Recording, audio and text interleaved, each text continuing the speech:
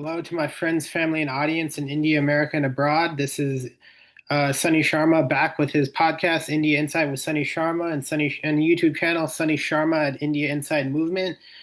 Today, I wanted to show a little brainstorm that I did with my final capstone project for the Atlanta DSA 201 Political Education Seminar. There were 4 sessions, and for our final session, we had a capstone. Really, it's hard to say project, but really brainstorm an idea on an initiative we want to work on in the Atlanta DSA chapter. And specifically, I wanted to talk a little bit about electoral reform and how I distilled the ideas for electoral reform from a very big picture idea, but when talking with the coordinator for the political education session, he helped me narrow it down a little bit to with my group to a more actionable initiative because just generally speaking, we have these big ideas for how we can transform the world, but we really need to have actionable items that we can do and actionable initiatives that we can initiate to make change in our society. So I want to present really what the homework for final DSA 201 from which was the big idea I made, but then present what I formulated during the class time during our last session of the DSA 201. So this was brainstorm a problem you want to work on in the Atlanta DSA chapter. For me, it was electoral reform. Capstone project, general broad philosophical principles of electoral reform. So there's some electoral reform questions that we have to keep in mind. What are barriers to a fair, just, and equal election process?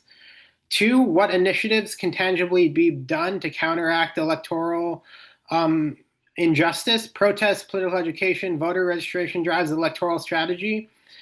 3, what can citizens do and who are key stakeholders who can advocate for change and inform the public?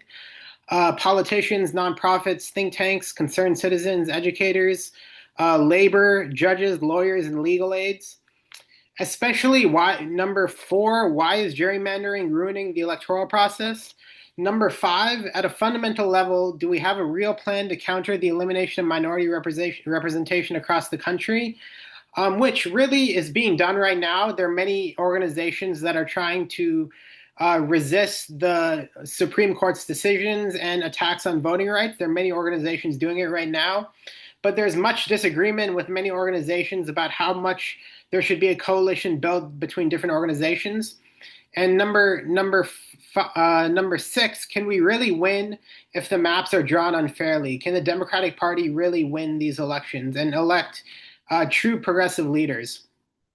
So how should we prioritize electoral reforms? This is the list of things which I think in number of priority, in first being most important and last being least important. Number 1, the need for an independent redistricting commission for gerrymandering. Number 2, an abolition of Citizens United that made unlimited donations to super PACs a form of free speech. Number 3, the establishment of the John Lewis Voting Advancement Act to strengthen the 1965 Voting Rights Act by targeting southern states with a history of voting discrimination through the pre-clearance provision that was destroyed by the 2013 Shelby County v. Holder decision, Supreme Court decision. Number 4, the rehabilitation of the original provisions of the 1965 Voting Rights Act that have been undermined by the 2013 Shelby v. Holder and Louisiana v. Calais decision. Number 5, the implementation of ranked choice voting through federal mandate so the best public policy initiatives are proposed to the general public and ultimately advanced. Number 6, the proliferation of civic education so as to enhance civic engagement locally. Number 7, educating people of the leftist coalitions in American history, which are founded upon participatory involvement by new organizations and political parties, and why we need a new left in the current era. We need a new leftist coalition like in the past. And number 8, there's much more to talk about. And there's much disagreement over what needs to be done, and that's why we have to have these conversations. So how electoral reform can benefit the Atlanta DSA, Democratic Socialists of America? Number 1, it will facilitate the rise of stellar working class candidates. Number two, it can encourage greater diversity among cadre member and DSA. Number three, it can foster a stronger coalition among legislators and citizens in general. Number four, it can strengthen the working class struggle and movement that started 15 years ago with President Obama's administration during the Occupy Wall Street movement. And number five, it can lead to a better material conditions for poor and working class people. The question is how, which I don't have the answer to, but we will find out as we pursue this in the future. So, what can be done? Some introductory thoughts, which I outlined. The electoral process as a worldwide project is a relatively new phenomenon in the long arc of history. Yet many people underestimate the importance of the franchise. Most people were denied citizenship along with the privilege of voting through citizenship, either due to discrimination or the perception that they were not worthy due to lack of education or fundamental lack of demonstrated responsibility.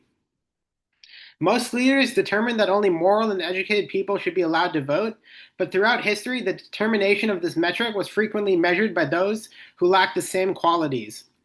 However, those typically invested in the voting process, at least in local jurisdictions where it matters most, are either the most informed or those possessing the most vested self-interest. The vast majority of people want change, but when it comes to political engagement, they abide by the political philosophical principle of permanence, either unconsciously or due to disillusionment with a process that has proven time and time again not to benefit them. So, how can we change this? Political engagement is key, as President Obama outlined, but it won't matter if the congressional voting maps are drawn in such a way that even high turnout will not result in victories for the best leaders. We must understand the signs of tyranny in a society which are directly related to undermining voting power that is contingent on a moral and educated citizenry. A, partisanship and polarization become sectarianism. B, the blurring of lines between the public and private domains for individuals and groups. C, indifference to truth and falsehood. D, rise in misinformation leading to low voter turnout. E, a misunderstanding of the imperative of citizenship, and I outlined three things below it. The extent, seriousness, sensitivity, and conviction of past generations, which gave an inherent meaning to democracy. Two, why participatory democracy is crucial to liberty. Three, why the true ideals of the Constitution must come alive, as James Lawson said, all men are created equal. Another point, F, currently citizens no longer meet face to face, diminishing the true practice, essence, and meaning of organized power. G, the only real connections are through monetary values and power rather than through social ties that build community. Hierarchy and self-interest takes precedent to compassion and self-sacrifice.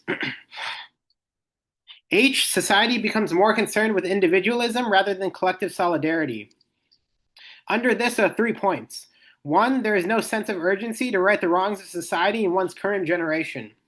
Two, citizens are more concerned with ambition rather than systemic changes. Three, people believe they can turn the historical clock backwards when what is needed is social and cultural transformation and shifts in political mores and social norms that lead to economic progress. That is very important. Not turning the clock backwards to some imagined golden era, which never really existed. Number three, another point. Reverend James Lawson touted the need for a mass global active nonviolent civil disobedience movement to end plantation capitalism. Plantation capitalism is the perpetuation of a system of low wages and extraction of resources from weaker countries by late-stage capitalist imperial powers. Number four, such a movement must coincide with a mass voter turnout in several countries, particularly those that through propaganda have wielded the so-called monopoly on popular opinion, such as America, through such organizations as the United Nations. And under that are three points to end my big picture talk on electoral reform. A, the building of mass voter turnout contingent upon ambitious mutual aid programs that turn complacent, indifferent, apathetic, and disillusioned working class and poor into politically engaged constituents who form a social compact of trust with good leaders. B, political education to inform citizens of candidates with working class agendas. And lastly, C, the implementation of mass voter registration drives, especially in areas with histories of voting discrimination, that inadvertently also have the highest allegiance to the Democratic Party due to the politics of several Democratic presidents that passed instrumental policy proposals on behalf of marginalized citizens. This includes FDR, JFK, LBJ, and President Obama. Okay, now to go from national to local. What is the goal? Electoral reform through an inside-outside strategy. That is the goal. Electing socialists to office, recruit phone banking and canvassers through membership. B, outside social movement to oppose electoral interference. This is the outside strategy on voting protections. Example, opposing the destruction of pre-clearance in Section 2 of the Voting Rights Act. Number two, how to build buy-in and leadership. A, fixed canvassing and phone banking objectives. Have specific numbers. This was one person in our group really made this prescription. Has specific numbers for people to have goals for phone banking and canvassing.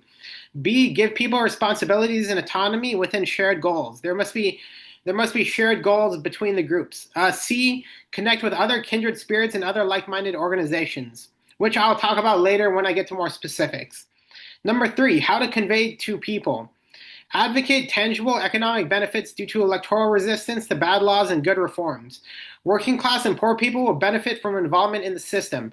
Public policy examples include higher minimum wage for people, affordable housing, and Medicare for all. So electoral reform will lead to a politics for the poor. It will lead to economic transformation. B, preservation of the democratic system for posterity. So this involves two things: political education on civic engagement, so people are more politically involved, and emphasizing the fight against fascism and tyranny historically. So what is the plan? So the plan is this is just brainstorming, so this is just to generate ideas and a dialogue. Fostering dialogue with candidates through a Q&A, and this involves three things: engaging with candidates at popular public spots, have candidates reach out to community events and forums, churches, town halls, cookouts. Three, direct political education on what candidates stand for, the political platform. Separate point, B, providing needs for the community. This involves one, mutual aid to show care for the people, being present at Know Your Rights trainings, and secondly, recruiting new organizers through these trainings, which is building trust between core organizers and new organizers to build a bigger coalition. C, running working class candidates for office. Create agenda that is broad enough to include many people, but also narrow enough to stay on message. That is very important because we want the message of our organization to fight for poor people to remain. There must be a politics for the poor, but we don't want to muddle the message too much. We don't want to ignore the message that is centered on poverty, which is really a millennia-long project, which goes back thousands of years. Reaching out to other organizations, either with the tools or connections in their communities we lack. Community organizations concerned with voting violations. This includes organizations in Georgia, for example, like Black Voters Matters and Good Trouble, which was inspired by people like John Lewis and Dr. Martin Luther King Jr. and many other figures in history. Two, fostering a wide coalition in the state, and also creating a global nonviolent political revolution. This was touted by Reverend James Lawson to create a fairer system. Progress through reforms, but also a return to foundational spirit of change that created watershed moments. Declaration, Reconstruction amendments, New Deal legislation, Great Society legislation that led to the 1965 Voting Rights Act, which was the first real equality we had among all people in America. So these last 2 points, the coordinator for our program said they were a little abstract, which is the reason why he suggested we make a much more specific agenda, a specific initiative, and really think of how we work, how from a micro level we influence people to buy into our program. Because of course we can say we want a global nonviolent revolution, but all serious reform happens at the local grassroots level. So I'm almost done. The last thing I wanted to show you guys is examples of a political education initiative, which is, for example, if there's a cookout, cookouts are very popular among many communities. And even if they aren't very specific on political goals, they at least bring together the community. And bringing together community, especially poor and disenfranchised people, is a revolutionary act. So what is the goal? Building a local coalition of community members for electoral change. Secondly, making constituents aware of working class candidates who advocate for such changes. So we want working class candidates. Number two, how to build buy-in and leadership. A, invite community leaders and working class political candidates with ties to the community to build trust. This involves church leaders, homeowner association leaders, politicians, academics, students, policy experts, and activists. They all need to be involved. So how do we do this? Reach out to people frequently. Reach out. If people don't respond, reach out to them again and try to make them say yes to some things you want to implement. This is done through flyers, canvassing community, social media posts, and making a call to action from community leaders. So having community leaders reach out to people who they trust and who you aren't connected to, is something we just brainstorm. Which I have been involved with the People Movement Assembly in the past, and this is exactly what People Movement Assemblies did. People Movement Assemblies are basically like a way to organize community members to brainstorm solutions to problems in the community. Specifically, people were concerned with ICE and the police state, and of course the Trump administration cutting economic handouts to community people, and Medicaid and Medicare. So make the event fun and interactive. Don't impose your agenda on people. People reminded this to me. Listen and note what they care about. Use interactive models and discussion through socialization. So try to make it social, try to make it fun. It doesn't have to be too serious. You can do that later on down the road, but initially you want buy-in from the people.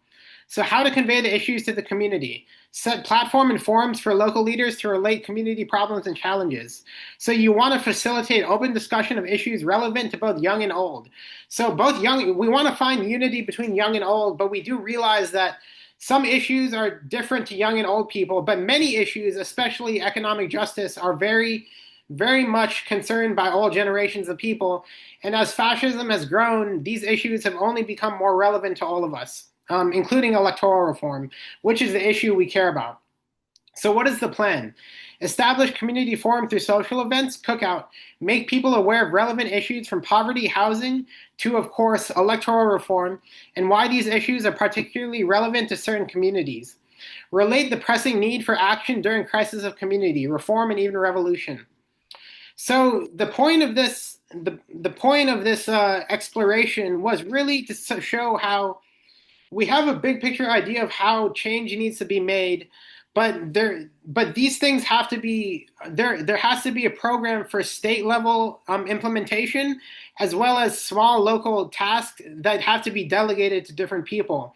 So when you're doing something, when we may have an idea that we want to transform the electoral system, which will be something that will be very hard to do, but we have to start at a micro level because all change happens at the grassroots level. So it really involves implementing a program where all people can be involved in a community, and from community change, we can target making a wider coalition in the state and nationally. So I thank you for listening to my podcast on my Capstone project on electoral reform and engaging the community in electoral reform. And I hope to see you again with a future podcast. Thank you.